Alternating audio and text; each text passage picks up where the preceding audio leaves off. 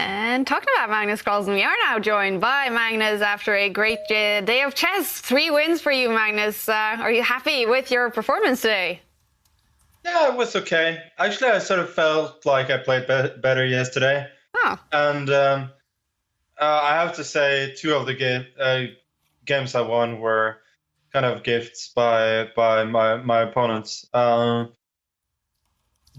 no, obviously the score is great, and it puts me in a great position. I just do feel as though I have to play a bit better in the knockout stages, but well, I'll worry more about that later, I guess. Well, but I mean, yeah, because you mentioned it, we have seen you just be fantastic in all the preliminaries, basically. But can you tell us something about your chess form? Is it feeling even better this time than in the last tournament?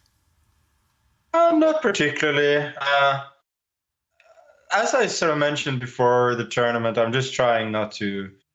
Well, I'm basically not trying too much. I'm playing some weird things in the openings, and just try to be as casual as possible and just play chess. And that is working well so far. But I don't necessarily think it's gonna cut it in the knockouts. And well, I want to tell you, Magnus. So yesterday, 25 out of 40 games ended up with a winner, and of course also a loser. In round 9 today, 7 out of 8 games ending up with a winner. And we know it is the Magnus Carlsen Invitational. So is it the Magnus effect on all the other players as well now? Just a lot of games. So exciting. I don't think it's only me, but you love to see it that people are fighting like crazy, and it's been fun to watch the other games as well, because you can really feel the tension, and mistakes may sometimes appear sort of inexplicable, but they appear because of tension, and it's been a great show so far, not just to play but to watch as well. And we're following now Anish Giri and Shakhriyar Mamdara. I don't know if you're seeing the game, but if you are, we would love your expert opinion. Yeah. So what speaks in Anish's favor here is that there are 2 pairs of rooks, or he has a rook and a queen. If you exchange either a rook or the queens, I think black would be completely all right. But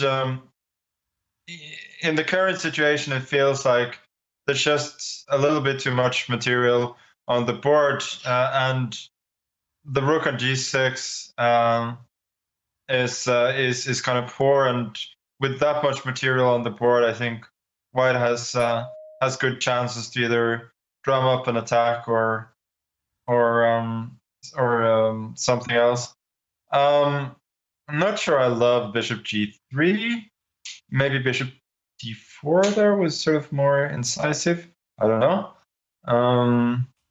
But yes, certainly this is not going to be easy for Shakhriyar. Now I think knight d4 wins a pawn at the very least.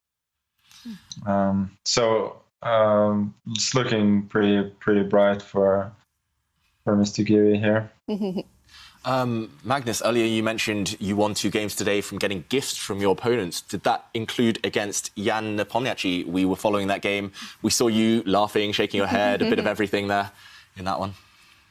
Yeah, it was a bit of a shame, because I had a good position from the opening that I sort of misplayed, and he started out playing me there, and I really was on the ropes. And the amazing thing about his bishop sack is that I'd seen beforehand that there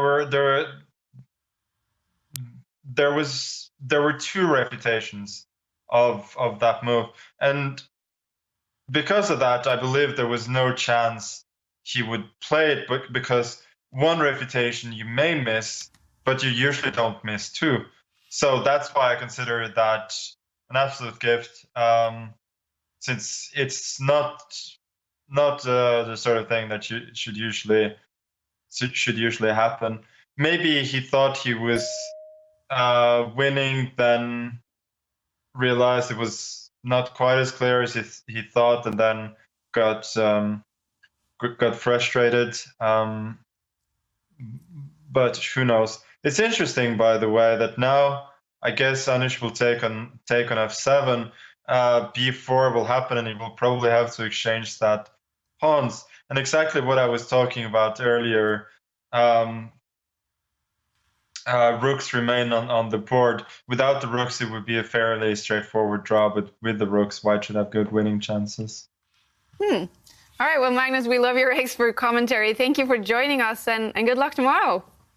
Thank you. I will, like last time I said that the seeding didn't really matter, but I mean, there are tour points on what's at stake, and also picking colors all the way through the knockouts is really nice. I'm gonna be aiming pretty hard for the #1 seed tomorrow. Fantastic to hear. All right, well, thank you, Magnus. Thank you.